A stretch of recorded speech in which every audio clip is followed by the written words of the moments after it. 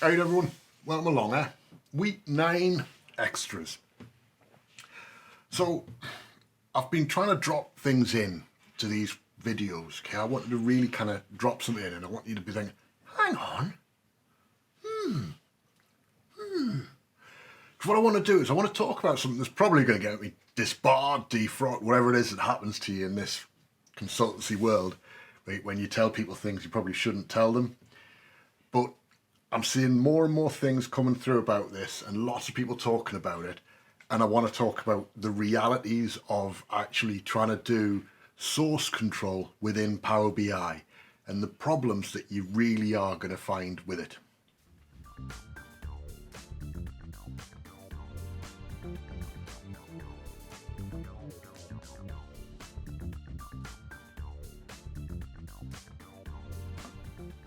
Alright, so what do I mean when we start to talk about source control being difficult in Power BI? Okay, now let me be really clear. Okay, throughout this, and I'll say it a lot, okay, I use the Power BI service as my source of truth, but that does not mean that should be your only source. Always back up your files, always have multiple copies on multiple media, stuff like that, okay, is still very much the right thing to do. Okay, the challenge comes when you get and you start to think about actually what goes on in the realities of Power BI. Okay, so in the videos that we've shot in this series, you're going to have seen me do this a few times, and I've kind of done it deliberately because I wanted you to go, why are you doing that?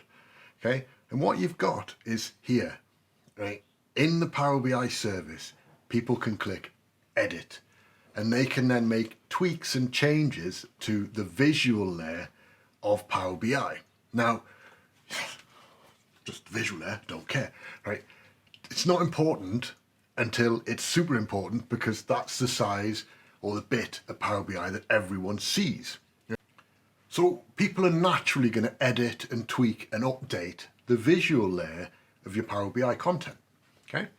Now, the visual layer of your Power BI content shouldn't matter that much, should it? Because really, the important bits are actually get the data model right, aren't they?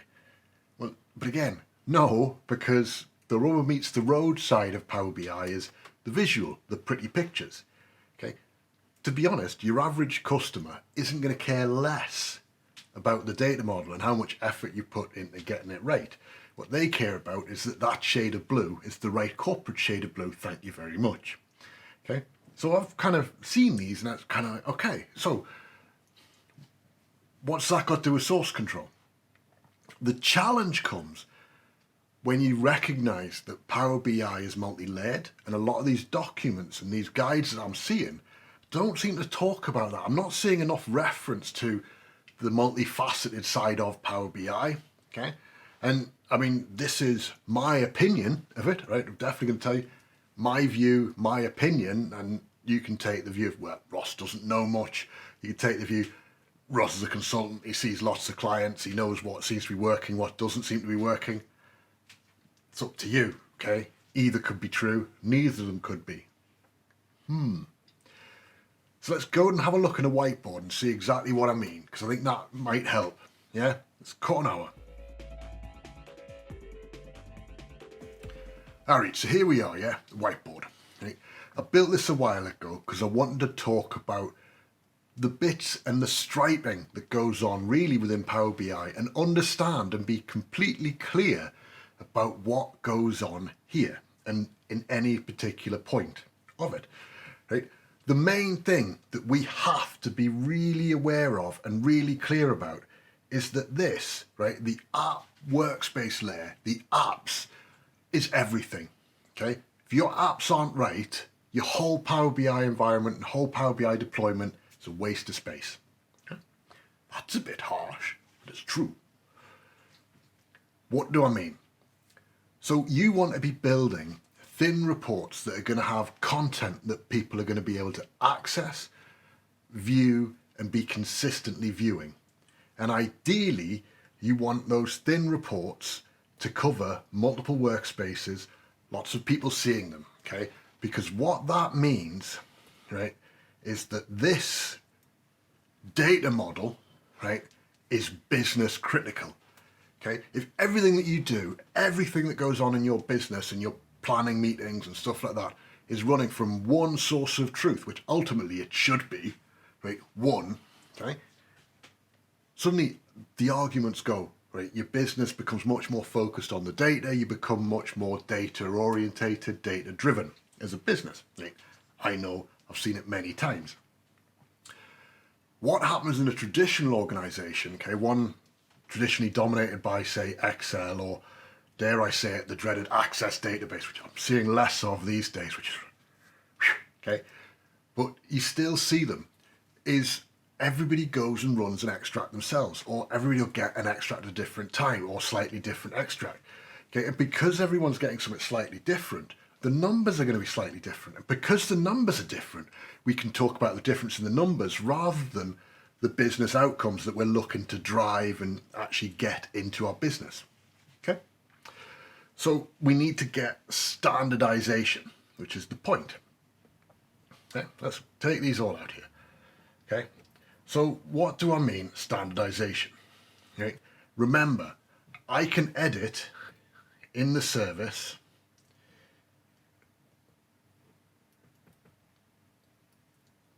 these.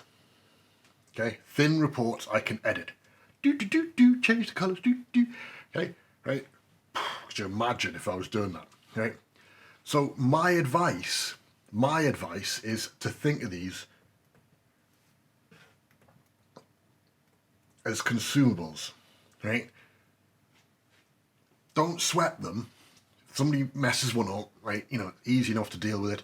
You've got your backups offline, which I always say keep your backups. Okay. Good discipline is to say, right, we've got our backups, we're going to take backups of these things, right? That's good discipline. But we know people will edit them in the service. If we end up rolling back a bit, we end up rolling back a bit. The only things that should really be in here are the odd specific measure, which I'd really recommend why you'd back them up and make sure you've got copies of them, right? But also just visuals, drag and drop stuff, nothing major. Okay, so as long as we know what it should look like, we can replicate it, can't we? If we completely lost it, everything was terrible, right? So think of them as consumable. Okay, they are not. We don't worry about them. Okay, we don't worry about them. It's like an analysis layer. It's there. It's like plug and play, drag and drop. Do what we need. Understand. Okay. On the other side, okay, right here. Okay, we've got business. Okay, because this is our line of business work. Okay, this is ops, isn't it? Okay, operations. We are recording information in our database system, in our ERP system, in our something else. Okay, line of business data is being recorded. Okay, that's what's happening. That's what we want to be starting with. And what that leaves is this bit in the middle. Okay. And we can and and talk and say, you know, because potentially you might say, well, we don't want that one, right? We want to go straight from SQL into a database. Data model. You can. I'm not going to sweat it, all right? That's your choice. I've put this on here just so that we've got consistency, but I quite happily admit, probably not optimal. Okay. What we do have, though, I think, is a clear separation here. What you've got is you've got a classic 3-tier piece here, right?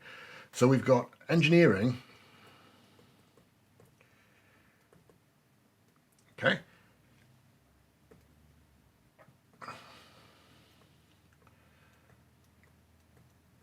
And we've got analysis, okay? And then in the middle, we've kind of got where the two meet, haven't we? Okay, so engineering and analysis in the middle. Who do the model? Because that's the point, isn't it? The model can't be done just by engineering, whose job it is really to take raw data and apply a consistent set of extract, transform, and load steps to it to produce something that can be reused. Okay. And then analysts want, well, I need it to do this. So there's a synergy that you have to have there. So you're going to need engineering and you're going to need analysis input into what goes into that data model. And you might find for some businesses, your data engineering team are going to be better at doing it. For some businesses, your analysis team are going to be better at doing it. Okay, it's kind of, I've seen both. But you need to understand that that's why you have the middle layer, because there's a difference. You've gone from that really hard ETL, really controlled piece, which is, I think, the bit, isn't it? Control, to the consumable layer here. So we'll put agile behind need. So we'll put here, okay, agile, flexible. We've got flex there, haven't we? So let's take these out. Let's rub these out. We'll put flex.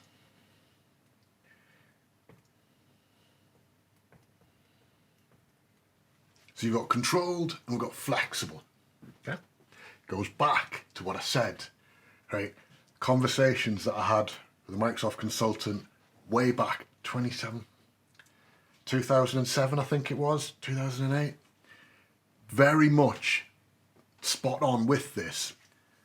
Microsoft trying to implement their SharePoint didn't work when they tried to be too controlled, didn't work when they tried to be too flexible. Okay?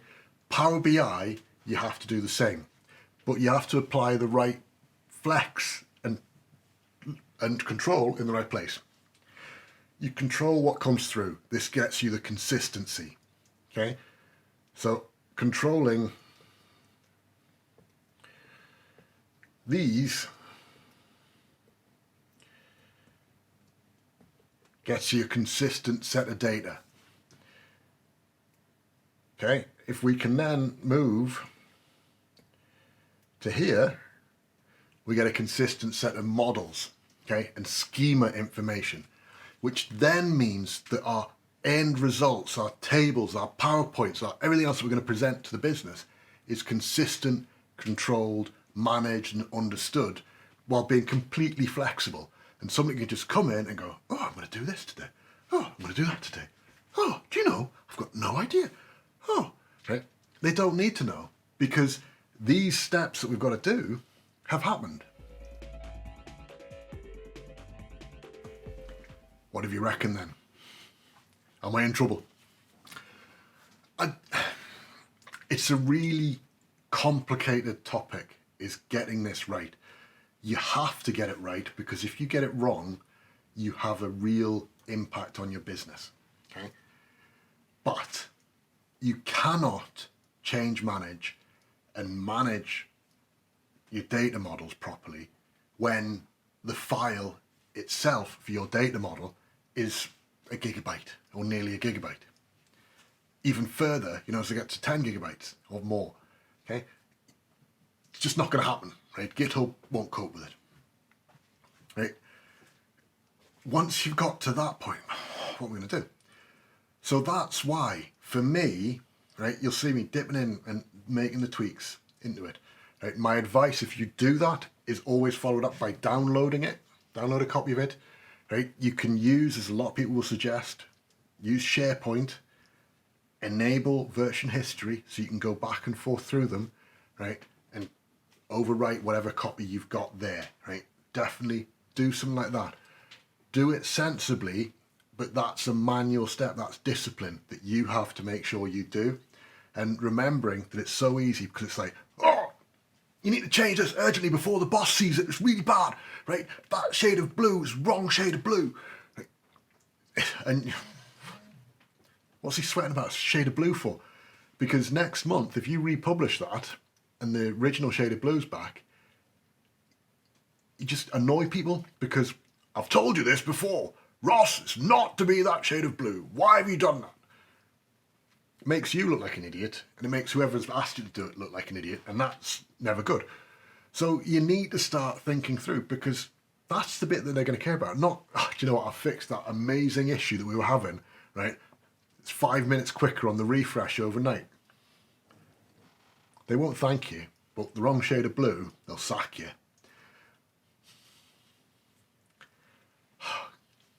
coming across as really jaded this week, and I'm not at all. I mean, this is like just something that I think it's really important that we talk about and that we be honest about from a consultancy standpoint, because we could put lots of stuff in for a lot of customers, but potentially it's not going to deliver them anything unless they recognize that they're going to have to do legwork at some point with it. There isn't a tool out there that copes with it. And I don't know if there ever will be. It'd be great if we could properly connect our Power BI workspaces to, even if it was to something like a SharePoint library that would just download automatically the visuals or the schemas for the files.